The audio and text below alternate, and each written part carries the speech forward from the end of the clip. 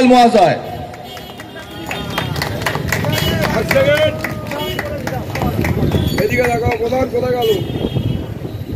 এবং ফুল দিয়ে বরণ করে নেবেন আমাদের অত্যন্ত কাছের দীর্ঘদিনের লড়াকু আমার সাথী সাংগ্রাইল কেন্দ্র তৃণমূল কংগ্রেসের সভাপতি অমৃত বোস। সকলে করতালি দিয়ে একটু সম্বর্ধন করবেন। আজকে মালা দিয়ে অভিনন্দন জানাচ্ছেন সাংগ্রাইল কেন্দ্র তৃণমূল কংগ্রেসের অন্যতম নেতা আমাদের অরূপেশ ভট্টাচার্য মহাশয়।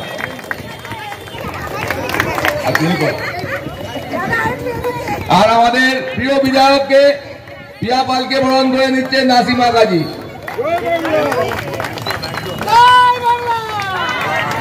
এবারে আমরা আমাদের সবার কাজ শুরু করব। আমাদের মধ্যে উপস্থিত হবেন আমাদের প্রিয় বিধায়িকা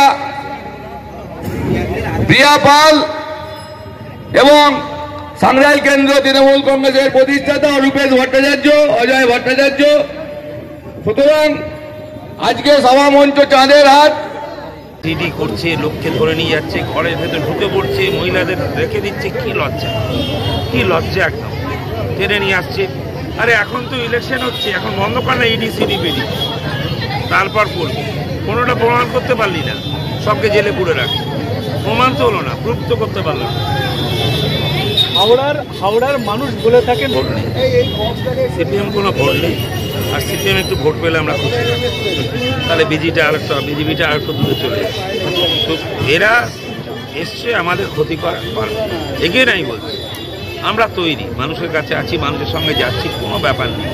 আমাদের ন্যায় বিরাট ছবি হয় না। হ্যাঁ, টিভি পেপার সব ওরা নিয়ে নিয়েছে, কিন্তু আমাদের মানুষ ভালোবাসছে, কোনো অসুবিধা নেই। আমি বলছি, আমি টেলি ভেরি সিরিয়াসলি, আমরা পারবো, আমরা কাজ করছি।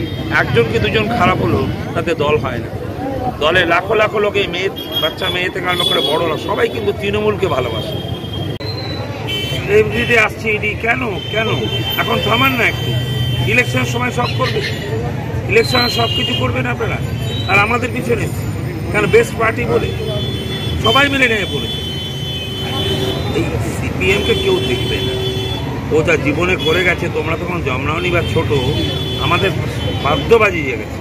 আমি ইন্ডিয়ান ক্যাপ্টেন, ফুটবলার, মোহনবাগানের ক্যাপ্টেন ছিলাম। খেলে এসে রাত্রেবেলা শুতে পেতাম না, খালি ইলেকট্রিক নেই। ও টাইমটা মনে হচ্ছে একটা গ্রাম, আর গ্রামগুলো এখন আলোর মতো চলছে।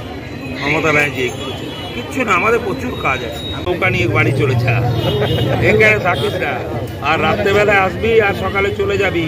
মোদিজি, তোর জন্য আমি ভালো প্যাকেট রেখেছি, বিস্কুট খাবি, আর ওখানে দিল্লিতে বসে দেখে যা কি করতে পারে মমতা ব্যানার্জি।